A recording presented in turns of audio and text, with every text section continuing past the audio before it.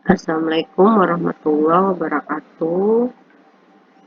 Selamat datang di kanal YouTube saya, Rita Rianti. Seperti yang sudah saya janjikan, hari ini saya akan menjelaskan materi perkuliahan algoritma dan struktur data tentang stak atau tumpukan. Oke, kita langsung lanjut aja ke materi.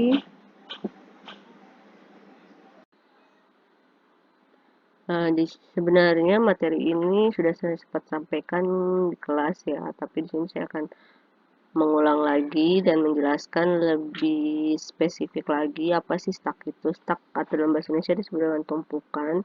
Jadi merupakan kumpulan data yang bertumpuk-tumpuk. Di sini yang kita harus tahu bahwa kumpulan data tersebut merupakan koleksi dari objek-objek yang hubungan atau sama, atau satu urutan elemen yang elemennya dapat diambil dan dapat ditambah hanya dengan pada posisi akhir saja atau biasa disebut dengan top.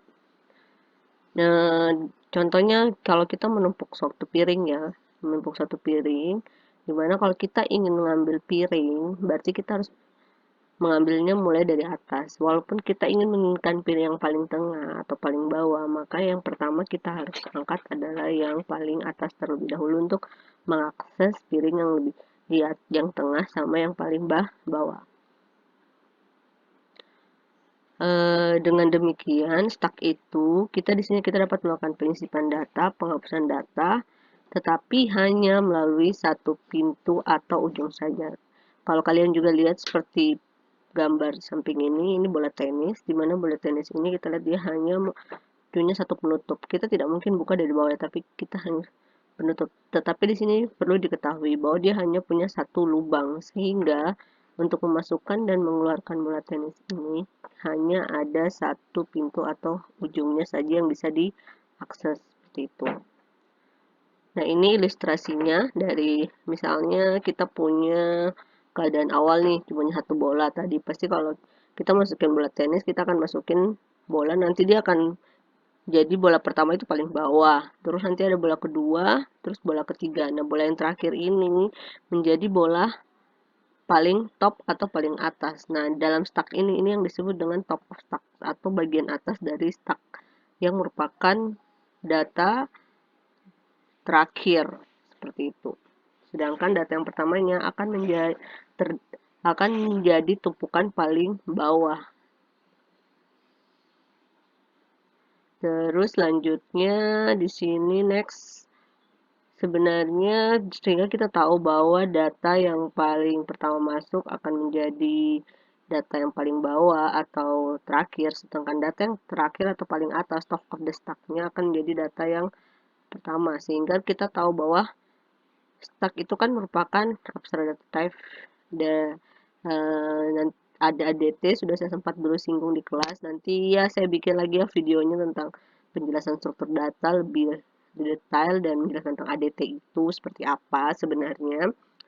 Nah, kita kembali ke stack. Jadi stack itu dia ada istilahnya tuh bersifat last in first out. Jadi yang terakhir disisipkan merupakan yang pertama kali keluar. Jadi misalnya yang tadi bola tenis, kita perhatikan bola tenis ini, lihat yang pertamanya adalah ini.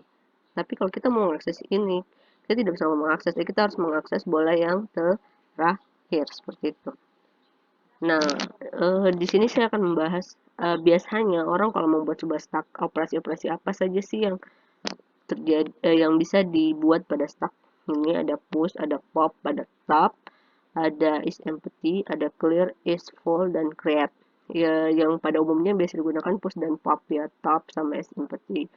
Push itu digunakan untuk menambah item pada stack pada tumpukan paling atas. Sedangkan pop digunakan untuk mengambil item pada stack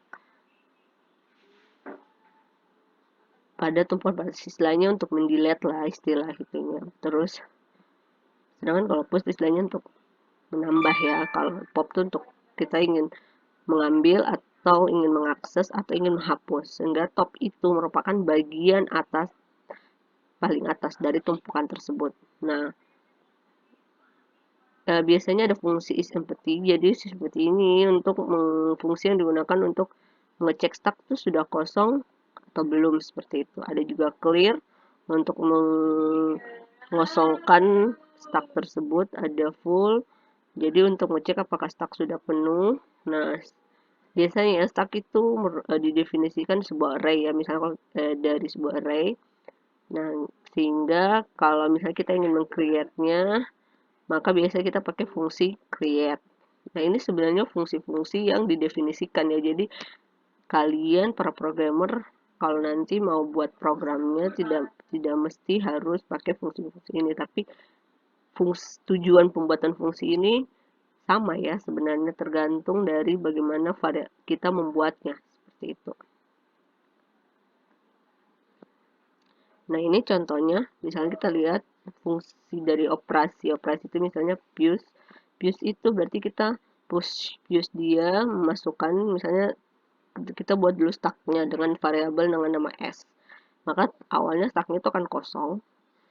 Nah, sehingga nanti kita akan fuse angka 2 untuk dimasukkan ke dalam variabel stack tersebut, stack yang dengan nama S tersebut, sehingga nanti variabel tersebut berisi nilai 2, di mana 2 ini merupakan bagian tabnya atau bagian paling teratas dari tumpukan. Nah, kita mau nambahin lagi nih, satu misalnya nilai. Nah, nilai ini misalnya 10, nah, nilai 10 maka akan menjadi tab dari atau bagian atas dari variabel tersebut dengan jumlah nilainya misalnya ada 2 ya. Seperti itu.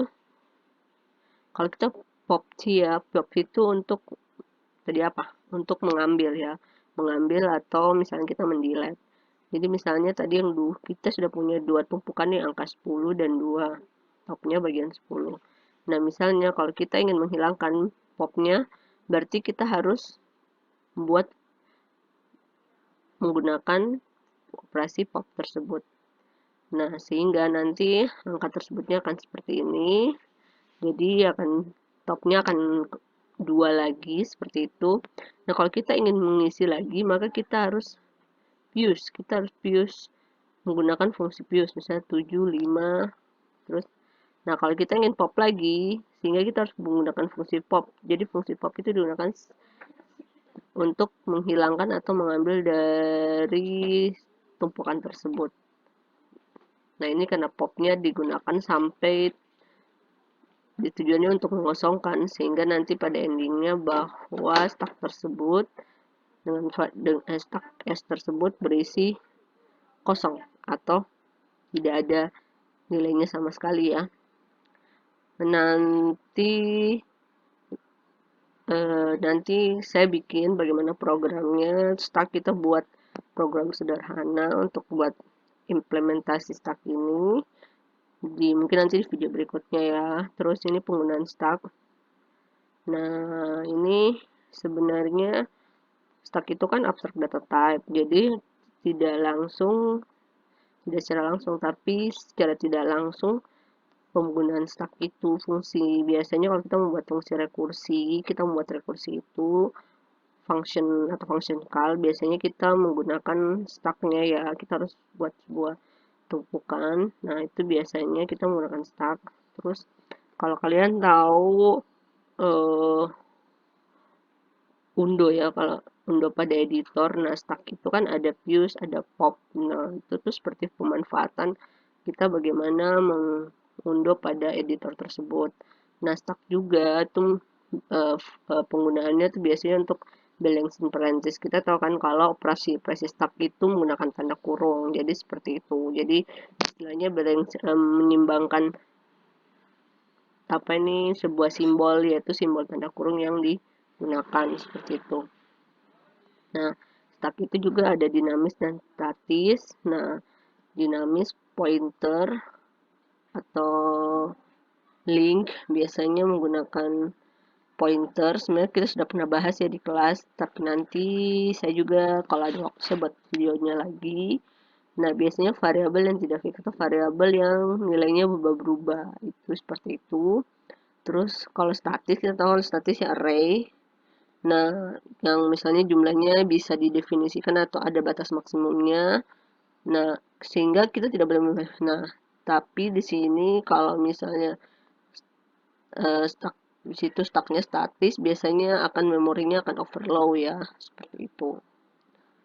Nah, ini kita coba penggunaan lari atau write pada tumpuan stuck. Jadi bagaimana kita membuat algoritma sebuah stuck di mana maksimumnya write tersebut 10.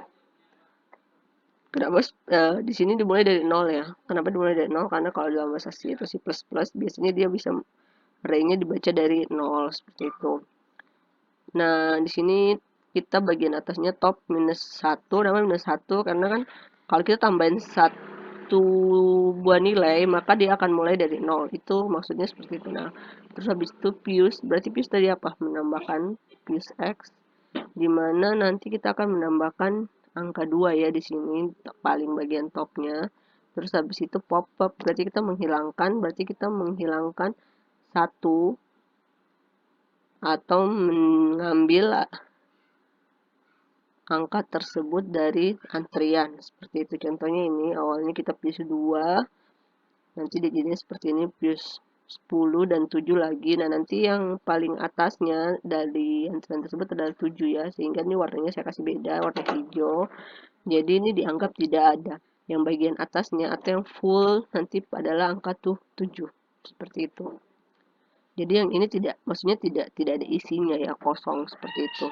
Nah, kalau kita ingin mengambilnya atau ingin mengurangkannya, berarti kita harus mengambil angka 7 seperti itu. Tapi kalau misalnya kita ingin mengambil angka 2, berarti kita juga harus mengambil angka 10 sampai angka 2 seperti itu. Nah, ini misalnya yang tadi sebuah variabel X, misalnya ini salah satunya kalau kita mau buat algoritmanya. Biasanya untuk definisi kanan kita pakai array ya, itu ada maksimumnya. Jadi misalnya itu biasanya 255 ya. Nanti kalian baca lagi berapa sih type jumlah maksimum dari data yang bisa digunakan. Nah, di sini jadi dia gunakan record ya, record. Nah, itu juga data structure yang sudah dijelaskan waktu di kelas. Nah, nanti kalian bisa lihat di video tentang data structure record ya. Jadi merupakan isi dari nilai stuck yang mengandung sebuah info. Jadi S ini ya tadi misalnya ini ada 2, 10, 7. Dia mengisi nilai 2, 10, 7 yang dimana kita tahu ini merupakan bilangan bulat. Jadi seperti itu. Nah, tab ini menunjukkan posisi dalam stack. Kita tahu topnya di sini kalau yang terakhir setelah dia di piop adalah topnya adalah 10. Nah, top ini harus bilangan bulat antara 0 ya hingga data yang maksimum. Karena apa? Kita sudah mendefinisikan bilangannya adalah bilangan bulat, integer, seperti itu. Oke, sekian video dari saya. Semoga kalian bisa mengerti tentang materi kuliah ini. Sampai di sini dulu video perkuliahan saya tentang stuck atau antrian. Ditunggu ya untuk video selanjutnya perkuliahan tentang algoritma dan struktur data. Terima kasih. Bye-bye.